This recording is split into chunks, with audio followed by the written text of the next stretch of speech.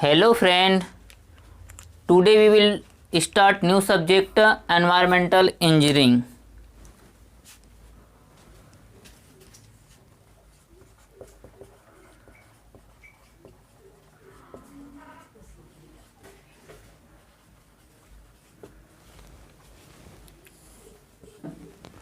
Basically, environmental engineering is divided in three parts.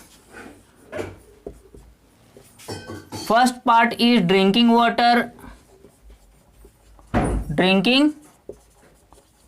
Second part is sewage or wastewater.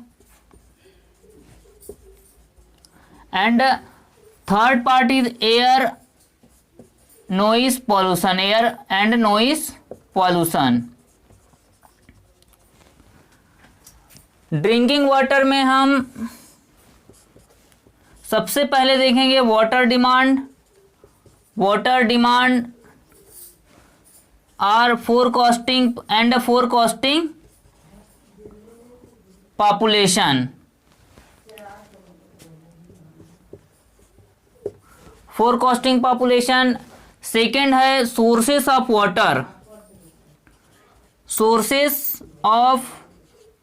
Water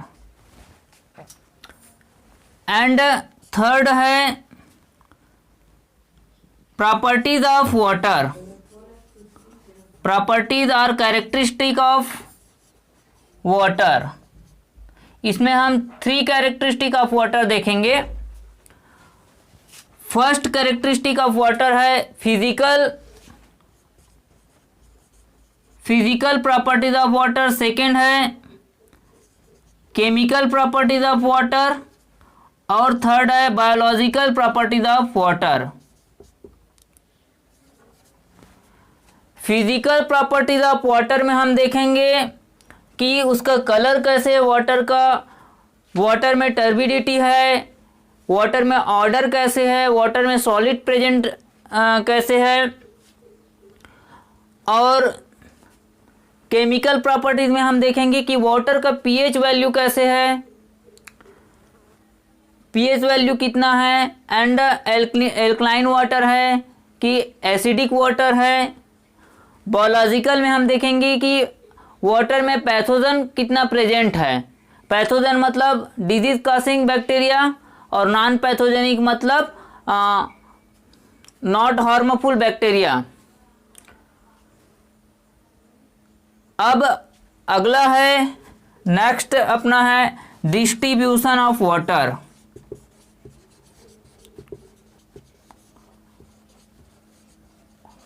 तो water को distribute करने से पहले water को ट्रीट करने की ज़रूरत है.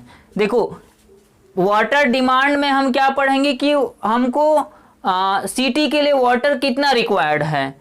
सोर्सेस ऑफ वाटर में देखेंगे कि किस सोर्स से हम वाटर को लाकर ट्रीट करेंगे. और प्रॉपर्टीज ऑफ वाटर में देखेंगे कि वाटर में कौन कौन से प्रॉपर्टीज है, फिजिकल है कि फिजिकल कैसे, केमिकल कैसे, बायोलॉजिकल कैसे है. और डिस्ट्रीब्यूशन ऑफ वाटर को डिस्ट्रीब्यूट करने के से पहले वाटर को ट्रीटमेंट करने की ज़रूरत है. तो ट्रीटमेंट करने के लिए हम वाटर को सोर्स से लाते हैं और डिफरेंट प्रोसीजर से ले जाकर वाटर को ट्रीट करते हैं. अब नेक्स्ट हमारा है सीवेज और वेस्ट वाटर ट्रीटमेंट. सेकेंड जो है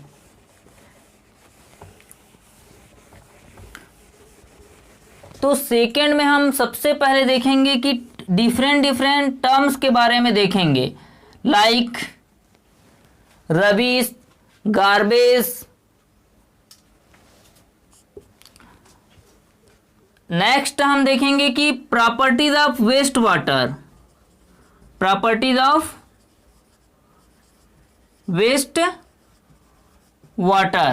तो प्रॉपर्टीज ऑफ वेस्ट वाटर में हम देखेंगे सीओडी, बीओडी, डीओ. उसके बाद हम देखेंगे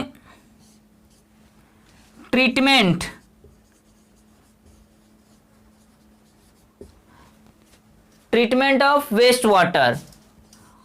अब नेक्स्ट हम देखेंगे कि डिस्पोजल ऑफ वेस्ट वाटर। तो डिफरेंट टर्म्स में हम रबिश क्या होता है, गार्बेज क्या होता है, प्रॉपर्टीज ऑफ वेस्ट वाटर में केमिकल ऑक्सीजन डिमांड कितना है, BOD biological oxygen demand, DO means dissolved oxygen. Treatment में हम डिफरेंट टाइप का ट्रीटमेंट प्रोसीजर देखेंगे। स्क्रीनिंग हो गया, स्क्रीनिंग के बाद ग्रिट रिमूवल हो गया, स्कीमिंग टैंक हो गया, सेडिमेंटेशन टैंक हो गया, ठीक है, और ट्रिकलिंग फिल्टर हो गया। फिल्टर में हम देखेंगे तो डिफरेंट टाइप का फिल्टर देखेंगे। डिस्पोजल में हम वेस्ट वाटर को कैसे डिस्पोज करेंगे, इंसिनरेशन करेंगे कि उसको लैंड में डिस्पोज करेंगे, ये सब देखेंगे। और लास्ट है एयर एंड नॉइस पॉल्यूशन। तो एयर पॉल्यूशन को कंट्रोल करने के लिए क्या क्या हम इक्विपमेंट यूज करते हैं और क्या क्या और एयर पॉल्यूशन में हम देखेंगे, वो सभी को हम लास्ट में देखेंगे, ठीक है। तो ये हो गया हमारा एनवायरमेंटल इंजीनियरिंग को कितने भागों में डिवाइड किए हैं। अब हम देखेंगे, सबसे पहले देखेंगे वाटर डिमांड, ठीक है। तो एक सिटी के लिए, ठीक है, कितना वाटर रिक्वायर्ड है डिफरेंट पर्पजेस के लिए, वो हम उसको क्या बोलते हैं, वाटर डिमांड कहते हैं, ठीक है। तो पहला वाटर डिमांड में पहला जो देखेंगे डोमेस्टिक पर्पस के लिए कितना वाटर रिक्वायर्ड है। दूसरा हम देखेंगे इंडस्ट्रियल, एक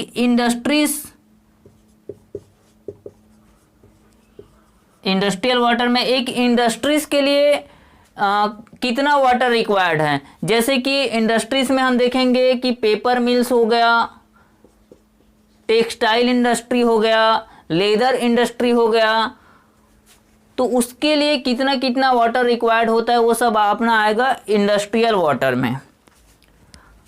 तीसरा हम देखेंगे पब्लिक वाटर, पब्लिक यूटिलाइजेशन के लिए, लाइक पार्क, होटल, इसके लिए जो वाटर की रिक्वायरमेंट होगी वो अपने किस में आएगा, पब्लिक यूटिलाइजेशन में आएगा।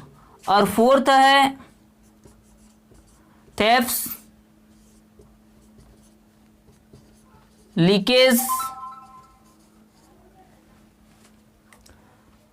तो ये सभी के लिए कितना वाटर की रिक्वायर्ड होगी, वो एक यूनिट में रहता है। तो सबसे पहले उस यूनिट का मीनिंग समझते हैं। LPCD, litre per capita per day, ठीक है।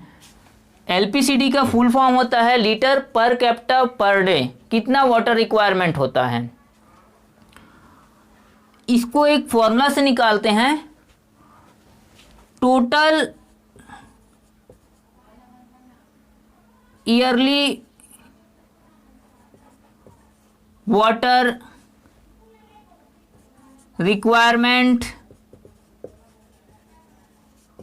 फॉर सिटी या फॉर कम्युनिटी या for population in litre divided by 365 into design population,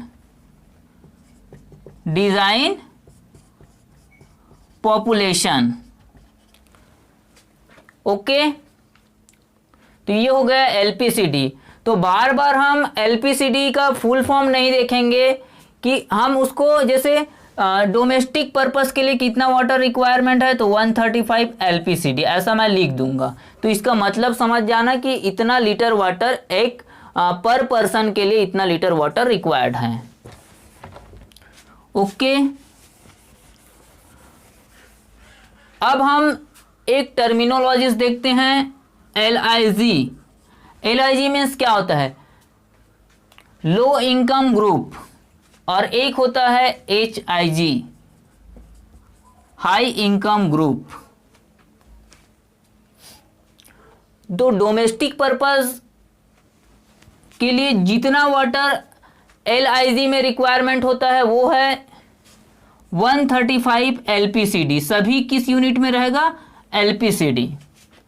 और HIG के लिए 200 LPCD।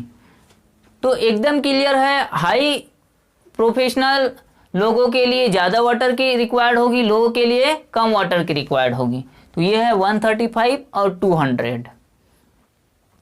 नेक्स्ट है इंडस्ट्रियल वाटर,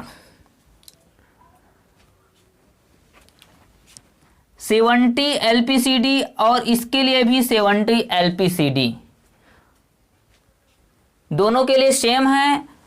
और थर्ड है पब्लिक यूटिलाइजेशन। तो पब्लिक यूटिलाइजेशन के लिए 10 LPCD, 10 LPCD और इधर भी 10 LPCD। LIG और HIG दोनों के लिए सेम है। थेफ्ट और लीकेज में हम देखेंगे 55 LPCD, इसके लिए भी 55 LPCD। तो ये हो गया हमारा ओवरऑल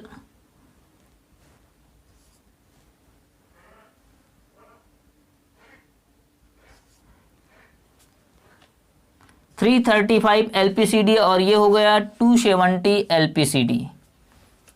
ओके, अब हम देखेंगे जो ऑब्जेक्टिव क्वेश्चन फॉर्म होता है मैक्सिमम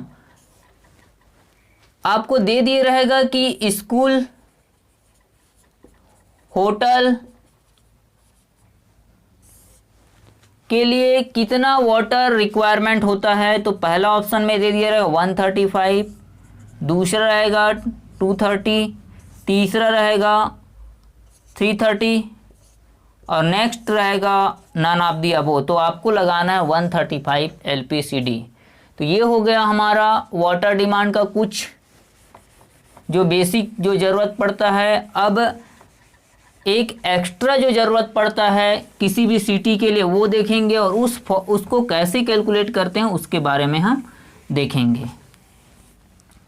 तो नेक्स्ट हमारा डिमांड होता है फायर डिमांड। फायर डिमांड, ठीक है। तो फायर डिमांड मीन्स जितना भी हम वाटर अभी देखे डोमेस्टिक, उसके अलावा फायर के लिए किसी भी सिटी में अगर फायर हो जाता है तो उसके लिए एक्स्ट्रा कितना वाटर रिक्वायर्ड होता है उसको बोलते हैं फायर डिमांड। तो फायर डिमांड को कैलकुलेट करने का कुछ एम्पेरिकल फॉर्मूला है। एम्पेरिकल फॉर्मूला मीन्स हमको उसमें बता दिए रहेगा कि वैल्यू को जो वैल्यू पुटअप करना है उसको किस यूनिट में पुटअप करना है। जैसे कि पहला हमारा फॉर्मूला है कुसलिंग फॉर्मूला।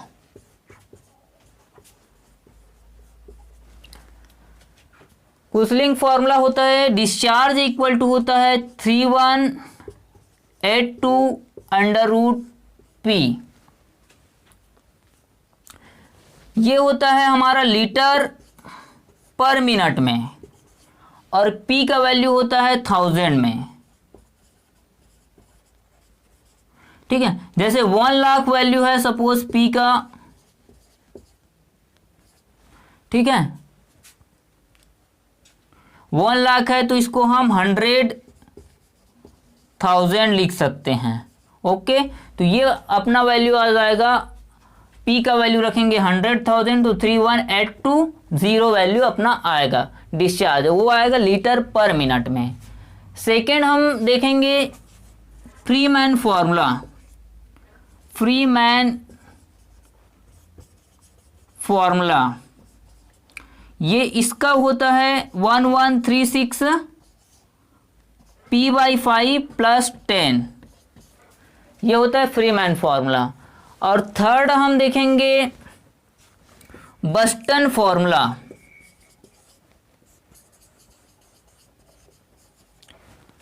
बस्टन फॉर्मूला होता है 5663 √P, ठीक है। अब नेक्स्ट फॉर्मूला हम देखेंगे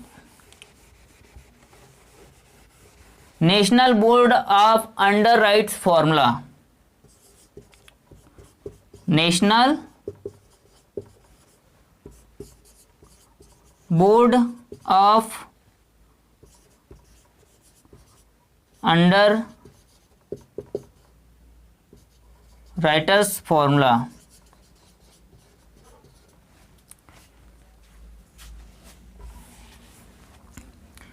Q इक्वल टू होता है 4637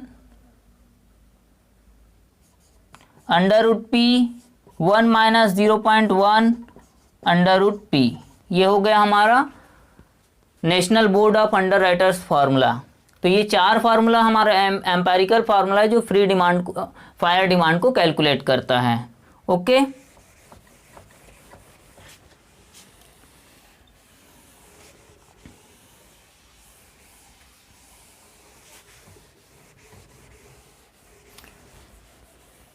अब हम देखेंगे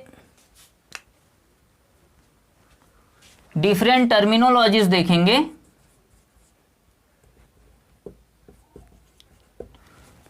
पहला इसमें है MDD, दूसरा है MHD। MDD मतलब मैक्सिमम डेली डिमांड और MHD मतलब मैक्सिमम आवरली डिमांड।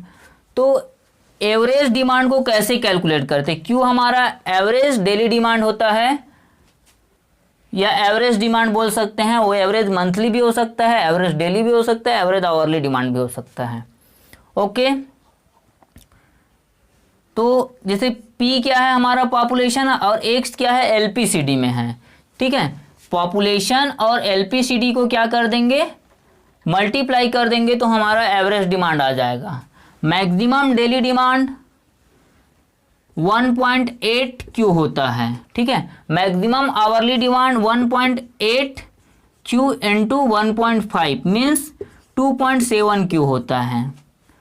ओके, अब इसी में हम मैक्सिमम वीकली डिमांड देखेंगे। मैक्सिमम वीकली डिमांड, तो मैक्सिमम वीकली डिमांड होता है 1.48 एवरेज वीकली और मैक्सिमम मंथली डिमांड जो होता है 1.28 एवरेज मंथली। ये हो गया हमारा मैक्सिमम मंथली डिमांड। तो ये चार फॉर्मूला एग्जाम के लिए इंपॉर्टेंट है। ओके,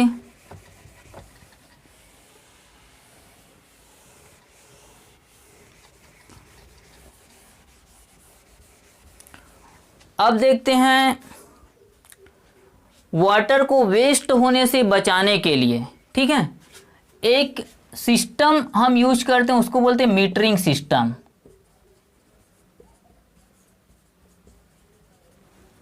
तो मीटर सिस्टम जैसे बिजली बिल, ठीक, इलेक्ट्रिसिटी बिल को इलेक्ट्रिसिटी के लिए हम इलेक्ट्रिक मीटर लगा देते हैं जिससे हम ज़्यादा इलेक्ट्रिसिटी खर्च नहीं करते हैं। उसी प्रकार हम वाटर को सेव करने के लिए मीटर सिस्टम का यूज करते हैं।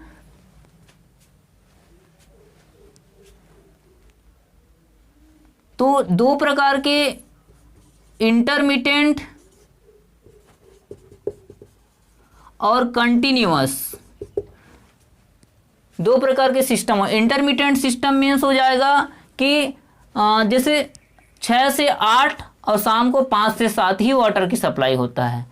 ठीक है, पर्टिकुलर आवर में ही वाटर की सप्लाई होता है, इंटरमिटेंट सिस्टम। कंटिन्यूअस मतलब वाटर 24 आवर के लिए सप्लाई हो रहा है, तो वो कंटिन्यूअस सिस्टम होता है।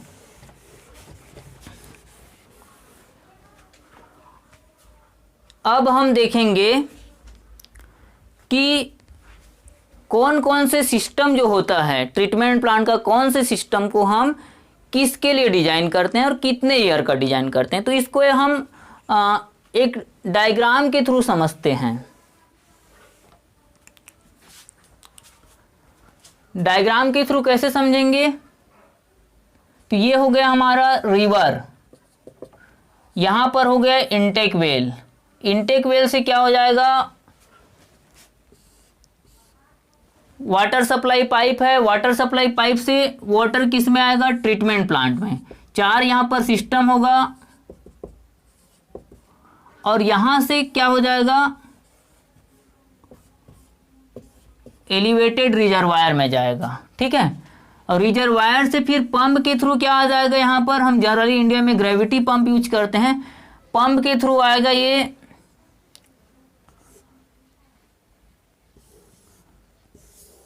डिस्ट्रीब्यूशन सिस्टम में, ठीक है। तो ये डिस्ट्रीब्यूशन सिस्टम, तो ये रिजर्वायर है, ये हमारा क्या हो गया, सोर्सेस ऑफ वाटर हो गया। इनटेक वेल यहां पर जिसके थ्रू पानी को हम ले जाएंगे, ये सप्लाई पाइप हो गया।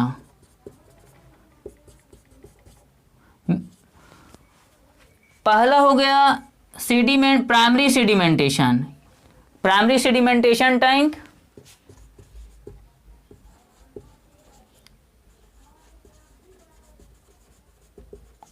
सेकेंड है सेकेंडरी सेडिमेंटेशन टैंक, थर्ड है फिल्टर यूनिट,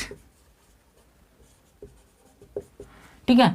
फिल्टर यूनिट में हम बेसिकली 2 टाइप के फिल्टर देखते हैं, एक स्लो सैंड फिल्टर होता है और एक रैपिड सैंड फिल्टर होता है।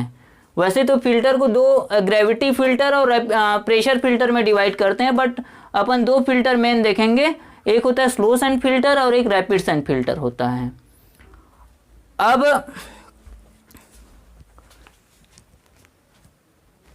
लास्ट जो है डिसइंफेक्शन चैम्बर होता है या सम्प वेल जिसको बोल सकते हैं, ठीक है। उसके बाद पाइप के थ्रू एलिवेटेड रिजर्वायर में जाएगा, फिर वहां से फिर क्या होगा, वो डिस्ट्रीब्यूशन चैम्बर में सप्लाई होगा।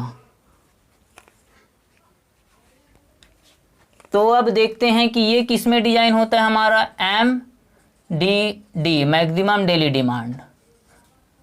ये भी क्या होता है, MDD।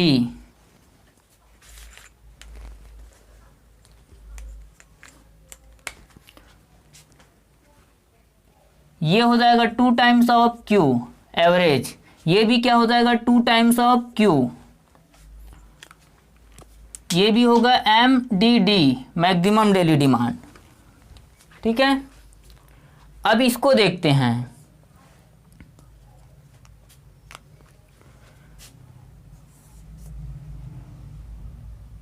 Maximum daily demand plus fire demand और मैक्सिमम आवरली डिमांड, दोनों के जो मैक्सिमम होता है उस वैल्यू से हम डिस्ट्रीब्यूशन चैम्बर को डिज़ाइन करते हैं।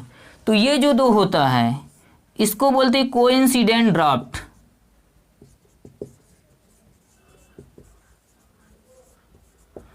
Coincident draft. ये भी एग्जाम में पूछा जाता है ना, दोनों को मिलाकर हम क्या बोलते हैं, कोइंसिडेंट ड्राफ्ट बोलते हैं। अब देखो ट्रीटमेंट प्लांट को हम, ट्रीटमेंट यूनिट को हम कितने ईयर के लिए डिजाइन करते हैं, तो ट्रीटमेंट यूनिट को हम, वाटर ट्रीटमेंट यूनिट है उसको हम 15 ईयर के लिए डिजाइन करते हैं। मेन सप्लाई पाइप को हम 30 ईयर के लिए, ट्रीटमेंट को यूनिट को क्या करते हैं हम 15 ईयर के लिए, ठीक है। और मेन सप्लाई को 30 ईयर के लिए डिज़ाइन करते हैं। और कोई भी जो यूनिट होता है या सिस्टम है उसको 50 साल से ज़्यादा के लिए डिज़ाइन नहीं करते हैं। वाई? क्योंकि 50 ईयर के बाद उस एरिया का पॉपुलेशन, ज़रूरी नहीं कि उस एरिया का पॉपुलेशन उतना ही रहे या उससे ज़्यादा उससे ज़्यादा भी हो सकता है, उससे कम भी हो सकता है। यदि हम ज़्यादा के लिए डिज़ाइन करते हैं तो बाद में अगर कम हो गया वहाँ का पॉपुलेशन तो अनइकोनॉमिकल हो जाएगा। ओके, तो ये हो गया एनवायरमेंटल इंजीनियरिंग का फर्स्ट लेक्चर। अगर आपको वीडियो अच्छा लगता है तो वीडियो को लाइक करिए, चैनल को सब्सक्राइब करिए और ज़्यादा से ज़्यादा शेयर करिए। थैंक्स दोस्तों।